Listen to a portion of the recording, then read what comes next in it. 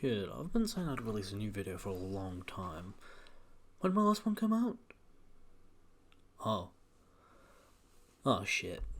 That's right, guys, gals, and extra-dimensional pals. I have returned with a new video project because, God, I need something else to do, and it's been 8 months, it might be 9 months since I'm recording this now, but it's been a couple days since I checked, so I don't know, but I'm back. Hi, I'm here. Today, what we're doing, I'm talking about continuity errors that annoy me. You ever watch a show all the way through, and you finish it, then you feel just this massive emptiness in your soul, and one day you get really bored, and you just watch it again, and you notice things you didn't notice before, and then you watch it again and you notice more things, and eventually this spins off into just getting really annoyed about certain shit because you've watched this show enough times to know it's coming. Just the shit that will annoy you because it's an error in the continuity and you notice it more and more every time and it just never goes away. So I'm talking about that. There's going to be a bit of variety in these shows, but I've watched all of these multiple times, so, you know, it the kind of shows you'd binge, but at the same time, they're not short shows, they're pretty long shows. If you haven't watched them, I recommend all of these. If you've watched them, great, come along with me. Alright, first show. There's two main things in this show. Brooklyn Nine-Nine. You're probably in one of two camps.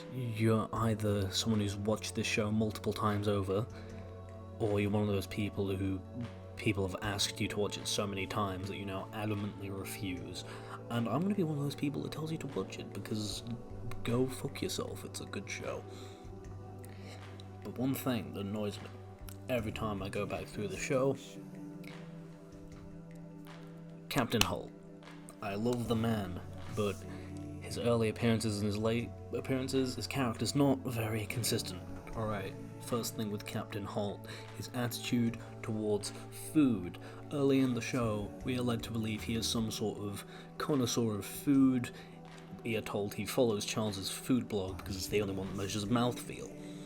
I'm like, damn, this man must really like his food. Now, while I think the later uses of his attitude towards food fit the character better, they're still inconsistent with what is set up earlier in the show. He says later he has absolutely zero interest in food, and if he had the choice, everything would be flavorless and just give him the nutrients he needed. I have zero interest in food. If it were feasible, my diet would consist entirely of flavorless beige smoothies containing all the nutrients required by the human animal. Which is that's fucking stupid. And in this same episode, he's going to make scrambled eggs for his husband Kevin for, I think it's their anniversary. He's trying to get assistance from our boy Charles Boyle, and he in a early, I can't remember if it was earlier or later episode, but he insults Amy for having eggs for breakfast. Like, you were gonna make eggs for breakfast for your anniversary, bro. You can't switch up like that. That's fucking devious. Second problem with the continuity of Captain Holt. This is his attitude towards contractions, which ties into two things. First, on several occasions he uses contractions without any problems. At one point he makes a big deal of saying the word alibi-lies, alibi and lies, that's a whole thing. But when other people do it, like when they say snacksident or sexcapades, he fucking hates that shit. But then, in another episode, we get a plot point where Captain Holt is kidnapped and he's on a phone call with our boy Jake Peralta, and he uses excessive contractions in his speech, which is meant to be his tell for lying, whereas in an earlier episode it was set up that his tell for lying was a quiver in his lip. Now obviously they needed to change it so it would be audible, but fucking it's not, you can't do that, you can't change shit like that. because it annoys me, and me specifically. My problem with this is not only the fact that it's inconsistent, but the fact that it contradicts two things. It is a twofold contradiction. It's a double. Fucking, if there was a triple at any point in the show that I missed, thank fucking God, because it would have sent me through the goddamn roof. Right, alright, second main thing for Brooklyn Nine-Nine. Hitchcock and Scully's entire backstory, because yeah, they have a backstory episode where they're doing a bunch of shit in the 80s. Can the group chat shut up? Shut the fuck up, group chat. And there we go, silence the group chat. Anyway, Hitchcock and Scully's backstory.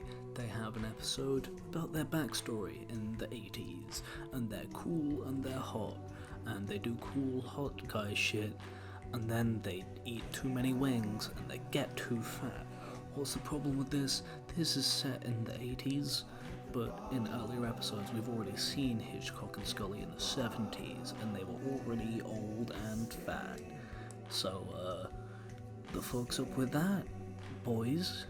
Did they just lose all that weight and then regain it? It's not impossible, but like, they've clearly, by the point we see them in the show, they've fallen into a lifestyle they've clearly been in for a very long time. If they were already in that in the 70s, it would be kind of hard for them to fall out of it and then get back in the span of like just a few years. That just, it doesn't fit. It annoys me. Alright, next show. She-Ra. Yes, I've watched this show. Yes, I've watched this show multiple times. Shut the fuck up. Shut the fuck up, I'll stab you. It's a pretty good show. If you like Steven Universe, you'll probably like it. This is one specific scene I'm just going to talk about real quick. Basically, there's this character, Glimmer. She has teleportation powers. At one point, she loses them. She's trying to keep it a secret.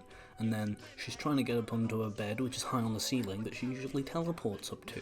And she fucking can't, because she's had a thing has happened. Don't worry about it. She can't use her powers currently. She's kind of fucked up, and she can't get up to her bed, and it's really annoying her. The problem with this is that multiple times through the series, especially like first couple episodes, there's very clearly steps up to her bed that other people can use to get up to the bed. The main character, Adora, does it early on with no issue. So there's steps there for a reason, but in that episode they're just gone, because like obviously you can't fucking do that, because then be like, oh, fucking, you're being stupid. Next show, Dragon Ball Z. If you haven't watched Dragon Ball Z, good, be free, be safe. But this is just a minor one, because I'm kind of running out of things to say. I'll probably add some more shit after, I'll go looking for some shit.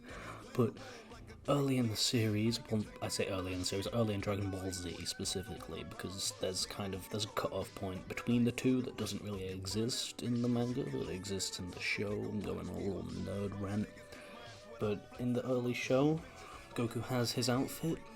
It is a blue undershirt with an orange gi over the top, and in the early fight scenes, it's clear that he is wearing weighted clothing, and the weighted part is the blue undershirt and his fucking big-ass boots, his heavy-ass boots.